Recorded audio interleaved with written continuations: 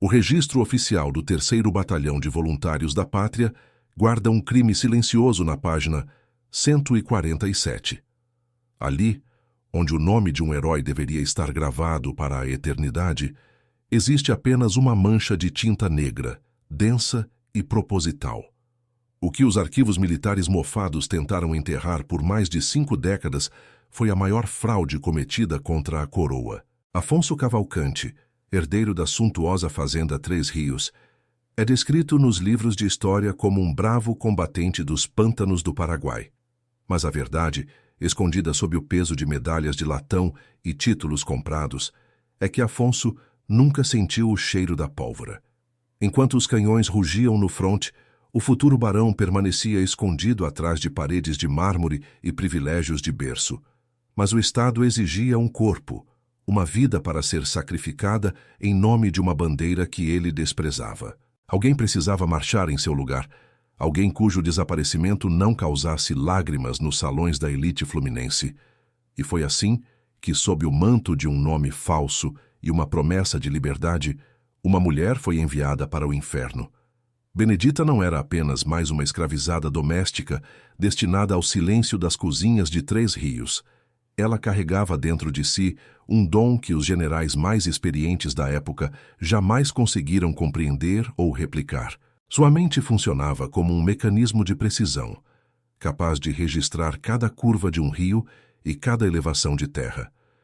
Ela possuía uma memória cartográfica absoluta, um talento lapidado no silêncio da senzala enquanto observava o movimento dos senhores. Bastava um olhar para a fumaça dos canhões inimigos para que ela conseguisse reproduzir com perfeição o desenho das fortificações ocultas. Foi essa habilidade, testada nas trincheiras lamacentas de Curupaiti, que evitou o massacre total do alto comando brasileiro. Antes de começar este relato sobre traição e sobrevivência, preciso que você me acompanhe até o final deste caso. Dê uma nota de 0 a 10 para o que você vai descobrir hoje e se inscreva para não perder as próximas revelações deste arquivo, porque o que aconteceu no porto do Rio de Janeiro, no dia do retorno das tropas, foi o início de uma Segunda Guerra ainda mais cruel. A guerra no Paraguai não terminou quando os tiros cessaram e os tratados foram assinados no papel. Para Benedita, a verdadeira batalha começou no exato momento em que ela sentiu o cheiro da maresia na capital do Império. Ela trazia no corpo as cicatrizes que o vestido de chita jamais conseguiria esconder. Marcas de uma bravura que não tinha dono. O pacto de sangue havia sido selado na lama do Chaco, entre o medo da morte e o delírio da febre. Afonso, o herdeiro covarde, havia jurado diante de Deus que, se ela voltasse viva, ele a tornaria uma dama e registraria sua alforria. Ela costurou os ferimentos dele em acampamentos improvisados, protegendo a mentira que o mantinha seguro longe das balas. Mas a nobreza brasileira daquele século não era conhecida por honrar promessas feitas a quem eles consideravam mercadoria. Ao desembarcar, Benedita não encontrou o tabelião que validaria sua liberdade, mas sim o olhar frio da conveniência social. O documento de sua alforria, assinado em campo de batalha por um general moribundo, havia sido interceptado antes de chegar ao destino. No cartório da província, o nome de Benedita não constava na lista de heróis libertos, mas sim em um inventário de bens recuperados. Ela foi devolvida à fazenda Três Rios, não como uma veterana condecorada, mas como propriedade que havia sido extraviada. Para o mundo exterior, Afonso era o barão que retornava com a glória. Para Benedita, ele era apenas o homem que ela salvou e que agora a escravizava novamente. Afonso sabia que a presença dela era uma prova viva de sua deserção, um lembrete constante de que sua coragem era uma farsa. Ele não a via com amor, mas com o pavor de quem guarda um segredo que pode levar à forca ou à ruína total. Cada passo que ela dava nas escadarias de mármore da Casa Grande fazia o chão sob os pés do barão tremer de medo. O anel que ele lhe deu escondido no fronte, um aro de ouro simples, nunca foi um símbolo de compromisso ou paixão. Era uma isca, um objeto usado para mantê-la calada e esperançosa enquanto ele reorganizava as finanças da família. Afonso precisava se casar por conveniência para salvar Três Rios da falência, que as dívidas de jogo de seu pai haviam provocado. A escolhida foi a Sinhá Leonor, uma mulher cuja arrogância era proporcional à fortuna que trazia como dote. Leonor não via em Benedita uma criada comum. Ela sentia, com o instinto afiado das mulheres traídas, que havia algo errado naquela relação. Havia um olhar de reconhecimento entre o marido e a escravizada que não condizia com a hierarquia da casa. O ambiente na fazenda tornou-se irrespirável, carregado de uma tensão que precedia uma tempestade de sangue. Benedita foi relegada às tarefas mais pesadas, sendo obrigada a esfregar o chão que antes ela havia mapeado para salvar o império. Suas mãos, que seguraram instrumentos de precisão e salvaram vidas, agora estavam mergulhadas em baldes de lixívia e suor. Leonor, em um surto de sadismo aristocrático, decidiu que era hora de quebrar o espírito daquela mulher que a incomodava tanto. Ela percebia que Benedita não baixava o olhar, que sua postura ainda guardava a rigidez de quem marchou com soldados. E foi em uma tarde de recepção aos grandes proprietários da província que o ponto de ruptura foi finalmente alcançado. Diante de convidados que ostentavam medalhas vazias, Leonor exigiu que Benedita limpasse o chão da entrada principal, não com panos ou vassouras, mas com o próprio vestido de chita que cobria o corpo da ex-combatente. O silêncio que caiu sobre o salão era denso, interrompido apenas pelo som da chuva, que começava a açoitar as janelas. Afonso observava a cena com um copo de conhaque na mão, o olhar perdido em algum lugar entre a covardia e o arrependimento. Ele sabia que um único gesto seu poderia parar aquela humilhação, mas o medo de Leonor descobrir a verdade era maior que sua honra. Ele permitiu que o sistema que o protegia continuasse a esmagar a única pessoa que realmente conhecia sua alma. Assim aproximou-se de Benedita, que estava ajoelhada no chão frio, e com um gesto de puro desprezo, cuspiu em seu rosto. O líquido escorreu pela face da mulher que, estrategicamente, venceu batalhas que nenhum daqueles homens ousaria lutar. A humilhação era pública, orquestrada para ser definitiva e apagar qualquer resquício de dignidade que Benedita ainda possuísse. Mas quem sobreviveu ao inferno de Curupaiti não se quebra com o veneno de uma aristocrata entediada. Benedita não chorou, não implorou e não tremeu diante da agressão que chocou até os convidados mais endurecidos. Ela apenas fechou os olhos por um segundo, como se estivesse revisando um mapa mental de sua última e mais importante missão. O silêncio que se seguiu não era de submissão, mas o prelúdio de um colapso jurídico que nenhum deles esperava.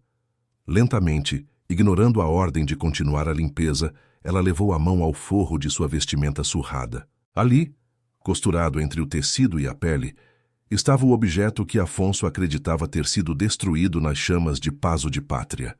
Ela retirou um envelope pequeno, mas cujo peso parecia dobrar o valor de toda a fazenda Três Rios. O papel estava amarelado pelo tempo e pelo suor, mas o selo de cera do gabinete imperial permanecia intacto. Aquele não era apenas um documento de liberdade, era a sentença de morte social para o homem que se dizia herói. Benedita levantou-se, não como uma escravizada humilhada, mas com a postura de quem comandava trincheiras. Ela estendeu o documento na direção de Afonso, cujo rosto perdeu toda a cor no mesmo instante. Ele sabia que, se aquele papel fosse aberto, a máscara do barão de Três Rios cairia diante de toda a província. O conteúdo não provava apenas a alforria de uma mulher negra nascida na senzala. Ele continha a descrição detalhada da deserção de Afonso e o registro de que ele nunca esteve no campo de batalha. A fraude contra o Estado brasileiro era um crime que nem mesmo o ouro de Leonor poderia apagar. A tensão no salão era tamanha que podia-se ouvir a respiração ofegante dos convidados que não entendiam o que estava acontecendo. Leonor tentou arrancar o papel da mão de Benedita, mas foi impedida por um olhar que a fez recuar 3 passos. Pela primeira vez em sua vida, a Sinhá sentiu o medo real de quem encara um soldado veterano que não tem nada a perder. Benedita olhou nos olhos de Afonso e pronunciou as primeiras palavras que ele ouviu dela desde o retorno da guerra. Palavras que não eram de súplica, mas de um comando que ele não tinha autoridade para desobedecer. Ela exigiu que ele fizesse agora o que o Estado e a honra deveriam ter feito anos atrás. A justiça não viria por caridade ou por um despertar da consciência daquela elite perversa. Ela viria através da chantagem documental, do uso da única arma que o sistema temia mais do que uma revolta: a verdade sobre seus próprios heróis. Mas o sistema ainda tinha garras, e o juiz de paz local já estava a caminho da fazenda, chamado por um mensageiro de Leonor. Benedita sabia que o tempo estava contra ela e que o papel poderia ser roubado ou destruído a qualquer momento. Mas o que Afonso não sabia era que Benedita nunca marchava sozinha, nem mesmo nas sombras da própria escravidão. Lá fora, escondidos entre os cafezais e a neblina, outros veteranos negros estavam vigiando cada movimento da Casa Grande. A noite estava apenas começando, e o segredo que a mancha de tinta na página 147 tentou esconder estava prestes a explodir. O barão estava encurralado entre o crime de traição e o escândalo de sua própria covardia. E o preço para manter aquele documento fechado seria algo que mudaria a história daquela província para sempre. Ele teria que escolher entre a sua liberdade e a dela, sabendo que apenas um dos dois sairia vivo daquela sala. E foi nesse momento que o juiz de paz atravessou a porta principal, trazendo consigo a autoridade que poderia salvar Afonso ou condená-lo definitivamente. Só que o juiz não esperava encontrar um salão transformado em um campo de batalha invisível. O doutor Teodoro não era um homem movido pela letra fria da lei, mas pelo calor das conveniências políticas da província. Ao entrar no salão da fazenda Três Rios, seu olhar ignorou a agressão estampada no rosto de Benedita. Para ele, aquela mulher ajoelhada não era uma veterana de guerra, mas um objeto quebrado que ousava desafiar seus donos. A arrogância da elite imperial costumava ser o escudo mais eficiente contra qualquer clamor por justiça. Teodoro estendeu a mão enrugada, exigindo que o documento lacrado fosse entregue imediatamente à sua custódia. Ele sabia que, nas mãos certas, uma prova incriminatória torna-se lenha para a lareira em questão de segundos. Benedita, no entanto, não recuou. Ela apertou o papel contra o peito com a mesma força que segurava o fuzil em Curupaiti. Ela conhecia o rosto da traição, pois já a tinha visto vestindo fardas de gala e bebendo vinho em tendas de generais. Aquele documento era o seu único escudo contra o tronco que a esperava no pátio da fazenda. Assim, a Leonor, percebendo a hesitação do marido, avançou como uma sombra sobre a ex-combatente. Suas unhas finas buscavam a carne de Benedita, tentando arrancar o segredo que ameaçava o seu título de baronesa. O ódio de Leonor não era apenas racial ou social. Era o pavor de ser a esposa de um desertor e um fraudador. "Este papel é uma mentira tecida na senzala", gritava ela, enquanto os convidados observavam o espetáculo com um misto de horror e curiosidade. O escândalo doméstico estava se transformando em um crime de Estado diante dos olhos de todos os influentes da região. Se a verdade saísse daquelas 4 paredes, a linhagem dos Cavalcante seria apagada dos livros de registro. Afonso permanecia estático, o copo de cristal ainda vibrando em sua mão trêmula, enquanto ele encarava o abismo. Ele se lembrava vividamente da noite em que, sob o céu estrelado do Chaco, ele chorou nos braços de Benedita. Ali, ele era apenas um homem aterrorizado que implorava para que ela assumisse seu lugar na linha de frente. Ele prometeu a ela o céu e a terra, jurou que o registro militar seria a chave para a sua liberdade definitiva. Mas o retorno ao Rio de Janeiro trouxe de volta o peso da casaca e a necessidade de manter as aparências. O romance, que no fronte parecia uma tábua de salvação, na fazenda tornou-se uma âncora que o puxava para as profundezas. A tensão aumentou quando o juiz Teodoro ordenou que os feitores da fazenda entrassem no salão principal.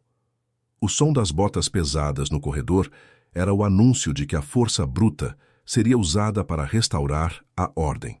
Benedita sentiu o cheiro do perigo, o mesmo odor de terra molhada e ferro que antecedia as emboscadas inimigas. Neste momento de incerteza absoluta, peço que você reflita sobre o peso de uma promessa não cumprida. Dê uma nota de 0 a 10 para a atitude de Afonso até aqui e se inscreva para acompanhar o desfecho deste confronto. porque o que Benedita revelará a seguir vai muito além de um simples papel assinado por um general. O juiz Teodoro, sentindo-se ultrajado pela resistência da mulher, declarou que qualquer documento em posse de um escravizado era nulo. Ele alegou que o Código Criminal do Império não permitia que uma propriedade testemunhasse contra seu senhor. O sistema estava se fechando, criando uma barreira intransponível de leis feitas por homens para proteger homens. Mas Benedita não estava jogando o jogo das leis dos brancos. Ela estava jogando o jogo da sobrevivência militar. Ela sabia que a burocracia do Império era lenta, mas o medo da desonra militar era imediato e devastador. Se aquele selo de cera fosse rompido na frente de testemunhas, o crime de Afonso não seria apenas contra ela, mas contra o imperador. Afonso deu um passo à frente, a garganta seca, tentando encontrar uma voz que o fizesse parecer o barão que todos acreditavam que ele fosse. «Entregue-me o envelope, Benedita», disse ele, com um tom que oscilava entre a ordem e o súplica desesperada. Ele sabia que se o juiz ou Leonor pegassem o papel primeiro, sua vida estaria nas mãos deles para sempre. Benedita olhou para a mão de Afonso e viu não o homem que ela protegeu, mas o sistema que a traiu. Ela se lembrou de cada quilômetro que marchou sob o sol escaldante, usando o nome de um covarde para que ele pudesse herdar terras. A dor das cicatrizes em suas costas parecia pulsar em sincronia com o ódio que agora nutria por aquele homem. «O senhor não é o barão de Três Rios», disse ela, com uma voz tão baixa e gélida que fez o salão silenciar por completo. «O senhor é o homem que se escondeu debaixo das saias da própria covardia enquanto eu sangrava por sua herança». Aquelas palavras foram como tiros disparados à queima-roupa no meio da aristocracia reunida. Leonor, sentindo o mundo desabar sob seus pés, ordenou que os feitores a levassem para o tronco imediatamente. Ela queria o documento, mas queria, acima de tudo, o silêncio eterno daquela que sabia demais sobre a farsa de seu casamento. O escândalo já era grande demais para ser contido apenas com palavras ou ameaças jurídicas. Benedita, contudo, não se moveu. Ela olhou para a janela, onde a tempestade continuava a castigar as árvores da fazenda. Ela sabia que o juiz de paz já havia sido comprado, que o padre da vila havia falsificado o registro de batismo sob coação.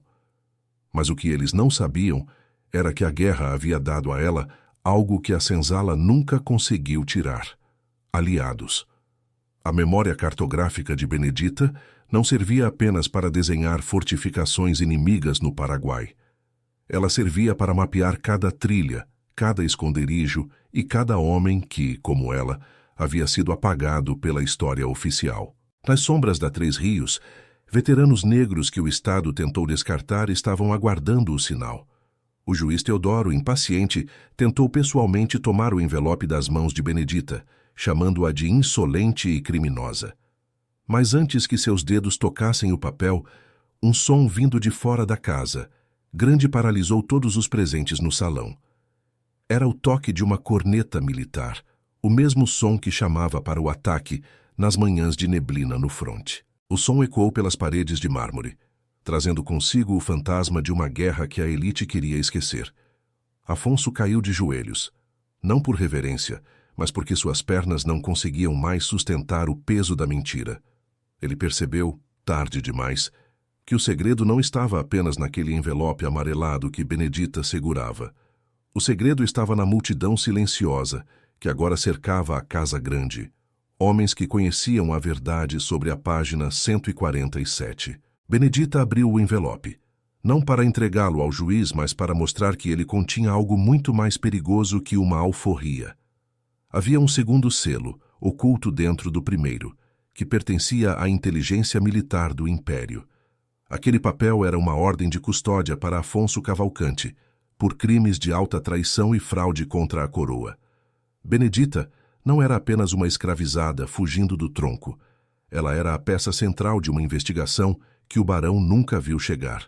A traição estatal estava prestes a ser exposta por quem o Estado considerava menos que um ser humano. Mas no momento em que a verdade estava prestes a ser lida, as luzes dos candelabros se apagaram com uma rajada de vento. O escuro absoluto tomou conta do salão, e o som de vidros quebrados sinalizou que a invasão havia começado. E no meio do caos, o grito de Leonor revelou que o documento havia desaparecido das mãos de Benedita. Quem teria aproveitado a escuridão para roubar a única prova que poderia salvar ou condenar o barão? Seria um aliado de Benedita ou alguém que trabalhava para que a fraude de Afonso permanecesse enterrada para sempre? A guerra que começou no Paraguai agora estava sendo travada dentro do coração da fazenda Três Rios. E ninguém estava seguro. A noite de gala transformou-se em uma caçada humana, onde o caçador e a presa trocaram de lugar em um piscar de olhos. Benedita agora precisava recuperar o que era seu antes que o sol nascesse, e as cinzas daquele papel fossem sopradas pelo vento. O problema é que, no escuro, o rosto do inimigo é idêntico ao rosto do amigo.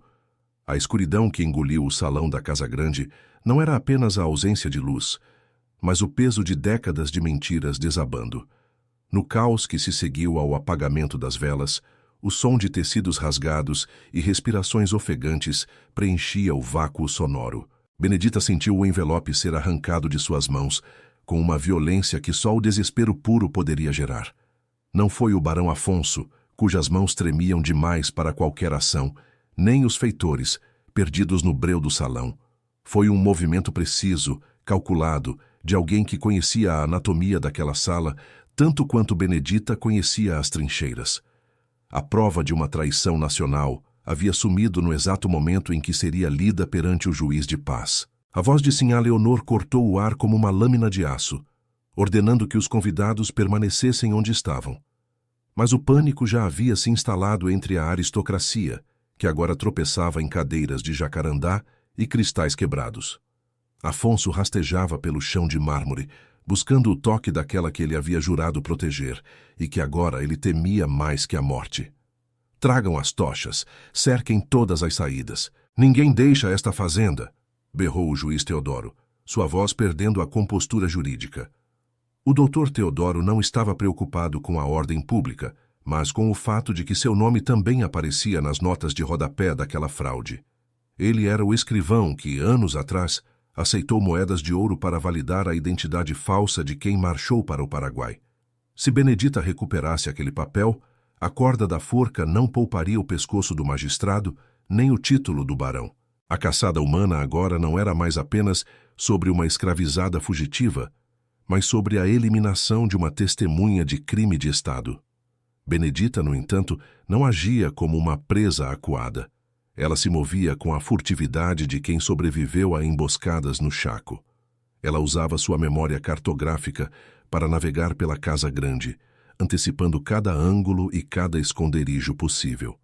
Para ela, aquela mansão luxuosa era apenas mais um território inimigo a ser conquistado e desmantelado por dentro. Enquanto isso, nas sombras de sua mente, Afonso lutava contra o fantasma da promessa que o mantinha prisioneiro. Ele se lembrava do calor sufocante do acampamento em Paso de Pátria, onde o cheiro da morte era a única constante. Ali, sob o dossel de uma tenda improvisada, ele entregou a Benedita o anel que agora ela carregava, como uma marca de sua infâmia. O romance entre eles nunca foi feito de pétalas de flores, mas de secreções, sangue e o terror de serem descobertos. Afonso sabia que, se tivesse um pingo de coragem, ele se levantaria e confessaria tudo diante de seus pares. Mas a covardia é um vício que corrói o caráter até não sobrar nada, além de um casulo vazio vestido de gala. Ele preferia ver Benedita morta a ter que encarar o julgamento da sociedade que ele tanto se esforçou para enganar. Antes de prosseguirmos para o momento em que o sangue começará a manchar o mármore, quero sua atenção para um detalhe crucial. Dê uma nota de 0 a 10 para a inteligência estratégica de Benedita e se inscreva, para ver como ela usará o sistema contra ele mesmo.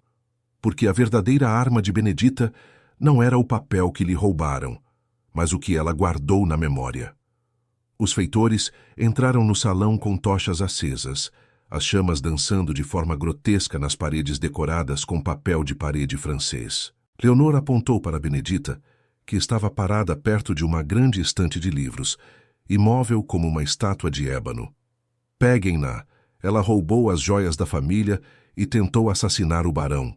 Mentiu a Sinhá, criando o pretexto necessário para a violência. A mentira social era a ferramenta mais eficaz daquela época para justificar qualquer atrocidade cometida entre quatro paredes.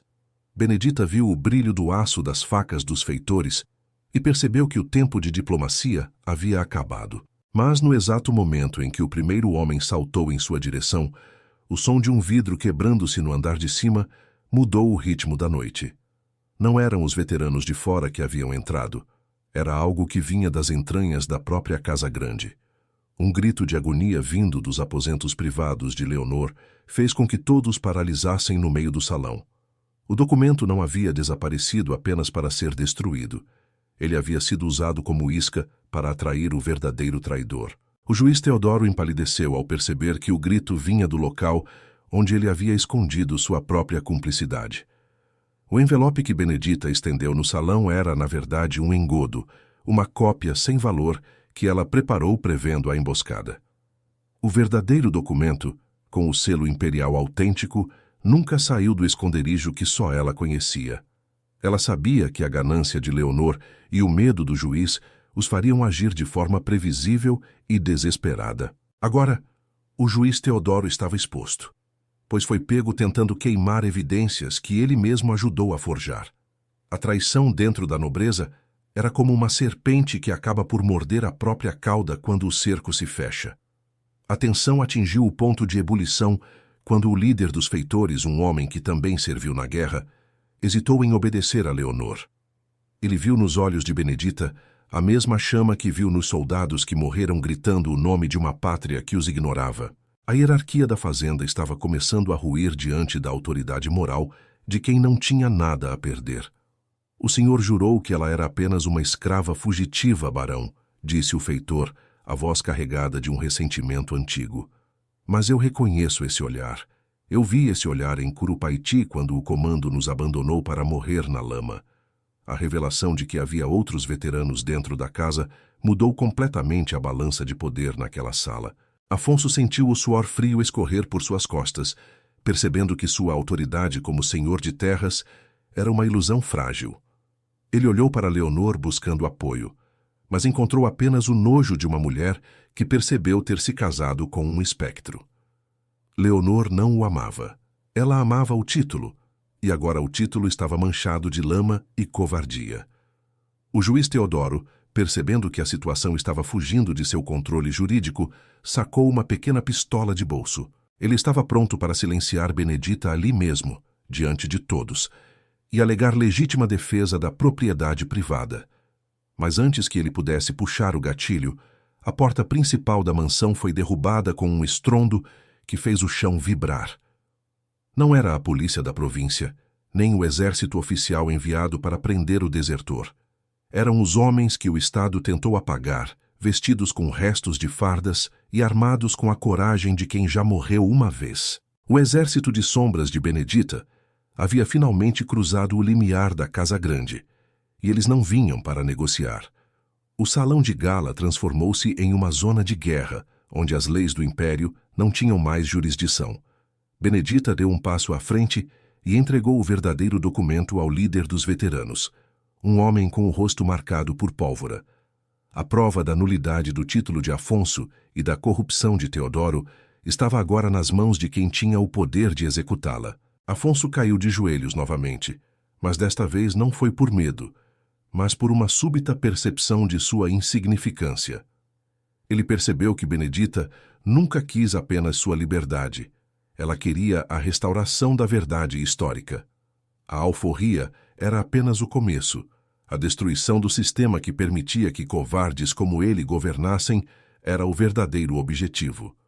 O juiz Teodoro tentou fugir por uma das janelas, mas foi contido pela massa de veteranos que cercava a casa. A noite que deveria celebrar a glória de um falso herói estava terminando com a prisão social de toda uma linhagem. Mas o sistema ainda aguardava um último golpe, uma reviravolta que Benedita não poderia ter mapeado em seus desenhos. O que estava escrito naquela nova mensagem mudaria o destino de Benedita e Afonso de uma forma que nenhum deles previu. O Império não perdoa traidores, mas também não gosta de admitir que foi enganado por tanto tempo por uma mulher da senzala. A justiça que estava prestes a ser feita teria um preço muito mais alto do que o sangue derramado no salão. O que poderia ser tão grave a ponto de fazer o imperador intervir pessoalmente em um escândalo de província? E qual seria o destino daquela que ousou ser o cérebro por trás da vitória que os homens reivindicaram para si? A resposta estava prestes a ser revelada, e ela não agradaria a ninguém que estivesse buscando uma conclusão simples. O silêncio que se seguiu à entrega daquele documento era ensurdecedor, cortado apenas pelo estalo das chamas nas tochas.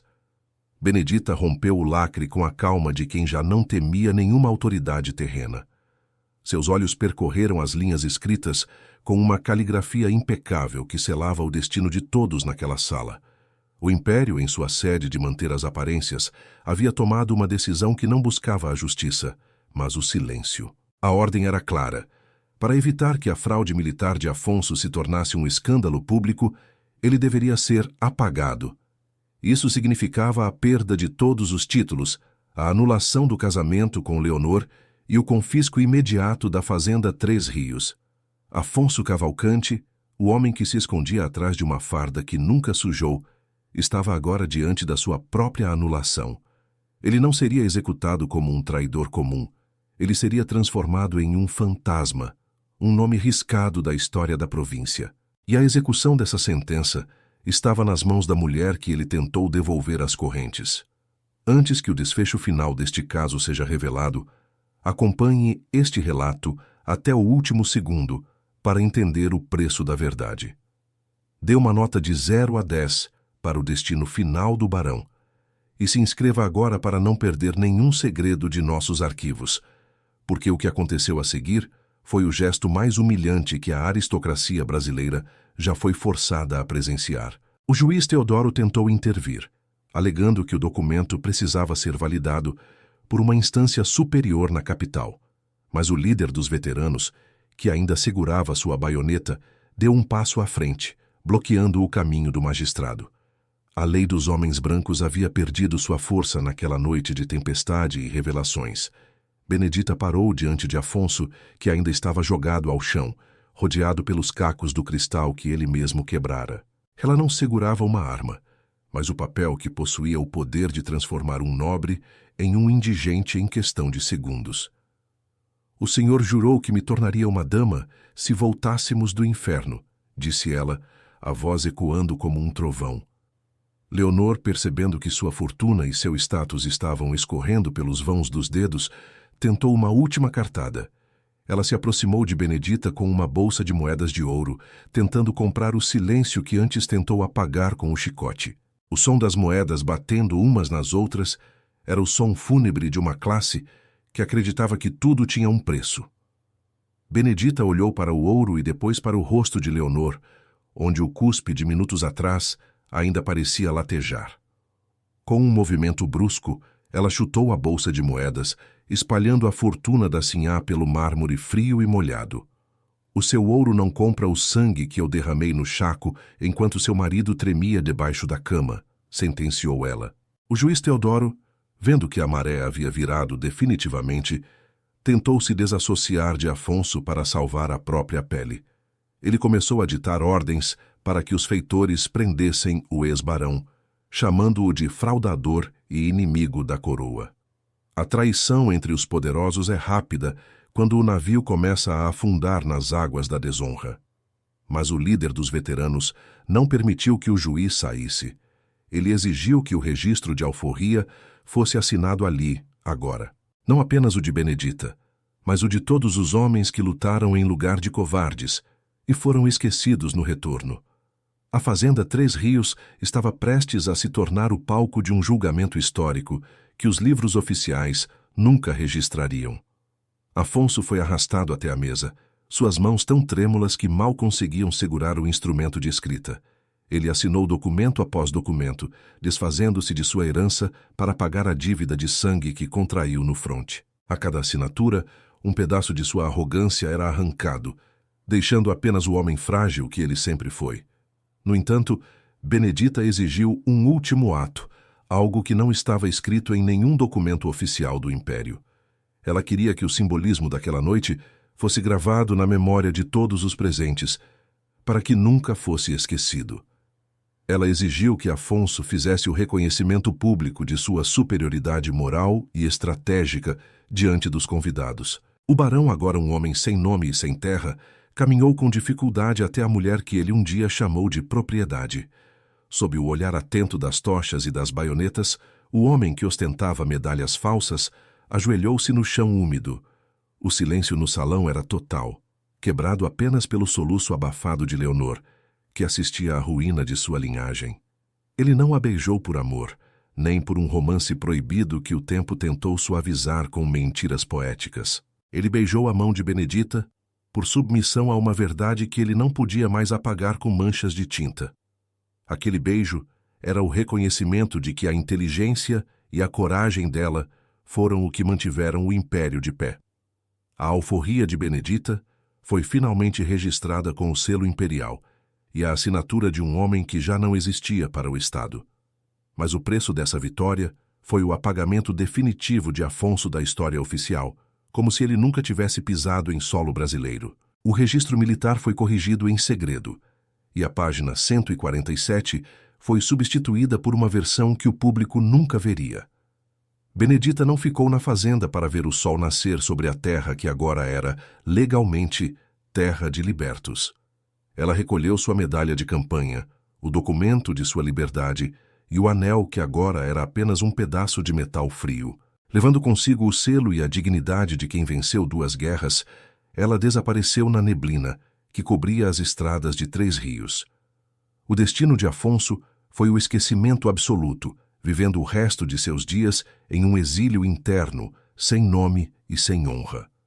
Leonor, despojada de sua fortuna, acabou seus dias em um convento, amaldiçoando o nome da mulher que ousou ser maior que ela. O juiz Teodoro foi removido de seu cargo meses depois, vítima de uma limpeza administrativa que o Império promoveu para apagar os rastros. A história de Benedita tornou-se um mito sussurrado nas senzalas e um segredo guardado a 7 chaves nos arquivos militares. O Estado que a chamava de mercadoria dependeu de sua inteligência para não perecer diante de um inimigo externo. As cicatrizes em suas costas continuaram a narrar a verdade que os papéis timbrados tentaram enterrar por 5 décadas. O caso foi encerrado, mas o eco daquela noite na fazenda 3 Rios ainda ressoa nos porões da nossa história. A justiça não veio pela benevolência dos senhores, mas pela força de quem aprendeu a ler o mapa da própria opressão. A arrogância, de fato, precedeu a ruína, e a verdade, embora rasurada, encontrou seu caminho para a luz. Este foi o relato de uma mulher que foi enviada para a guerra como escrava e retornou como a mestre do destino de seus opressores. Inscreva-se para continuar desenterrando as verdades que o tempo jurou esquecer e deixe sua nota de 0 a 10 nos comentários. Até o próximo arquivo, onde a justiça será feita, mesmo que seja décadas depois do último tiro disparado.